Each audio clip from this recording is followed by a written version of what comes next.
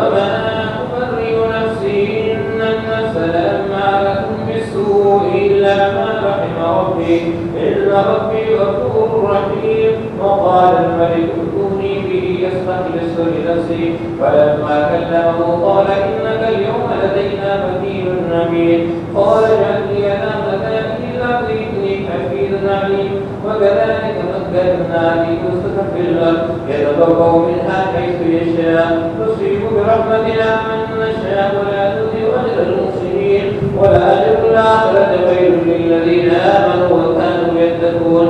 وجاء إخوة يوسف فدخلوا عليه فعرفهم هم لو منكرون. ولما جاءتهم بجمال قال ائتوني بأخ لكم من أبيكم ألا ترون أني أوفي الكيل وأنا خير المنزلين فإن لم تأتوني به فلا كيل لكم عندي ولا تقربون.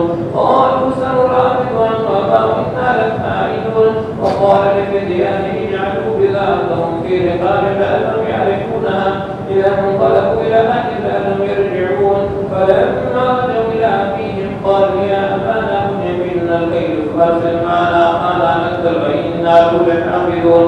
قال لا أمنكم عليه إلا كما أمنتكم على أخيه من قبل فالله خير حافظا وهو أرحم الراحمين. ولما قضوا مساءهم وجدوا بضاعة ردت إليهم قالوا يا أبانا ما نبغي هذه بضاعتنا ردت إلينا ونبيع أهلنا ونحفظ أرحامنا ونزداد كيل بعيد ذلك كيل يسير.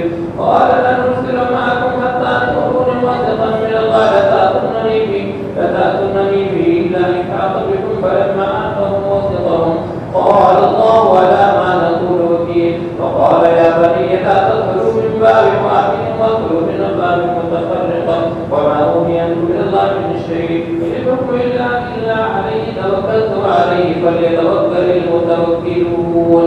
ولما دخلوا من حيث أمرهم أبوهم ما كان يغني عنهم الله من شيء إلا حاجة في نفس يعقوب قضاها فإنه لذو علم لما أعلم ولكن أكثر الناس لا يعلمون. ولما دخلوا على يوسف آوى إليه قال إني أنا أخوك فلا تبتئس بما كانوا يفعلون.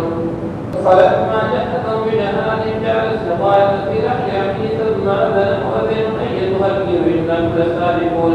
قالوا أقبلوا عليهم ماذا تسجدون؟ قالوا نسجد سواء الملك ولمن جاء به يحمل بعيد وأنا به زعيم. قالوا تالله لقد علمتم ما جئنا لنستهزئ ما كنا سارقين. قالوا فما جزاؤه إن كنتم كاذبين. قالوا جزاؤه وجد برحله وجزاؤه كذلك نجزي الظالمين.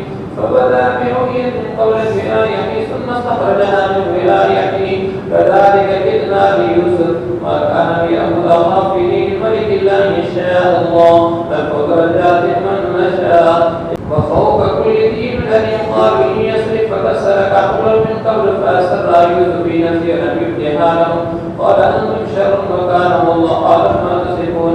قالوا يا أيها العزيز إن له شيئا كبيرا فخذ تحتنا مكانا إنا نراك من المحسنين. قال معاذ الله أن نأخذ إلا من وجدنا متاعنا عنده إنا إذا لذائقون. فلما استيئسوا منه خلصوا نجيا قال كبيرهم ألم تعلموا أن أباكم قد أخذ عليكم موثقا من الله ومن قبل ما أخذتم في يوسف فلن أبرح حتى يأذن أبي ويحكم الله وهو خير الحاكمين. ارجعوا إلى أبيكم فقولوا يا أبانا إن ابنك سرق وما شهدنا إلا بما علمنا وما كنا للغيب حافظين. واسأل القرية التي كنا فيها والعير التي أقبلنا فيها إنا لصادقون. فلما قال فصبرت لكم أنفسكم أمرا فصبر جميل عسى الله أن يأتي بهم جميعا إنه هو العليم الحكيم. وترون أنه قال يا أسفا على يوسف وهي تزين عبد المزن فهو كذيب. قالوا كلا تذكر يوسف حتى تكون حرا أو تكون من الهالكين. قال إنما أشكو بثي وحزني إلى الله وأعلم من الله ما لا تعلمون.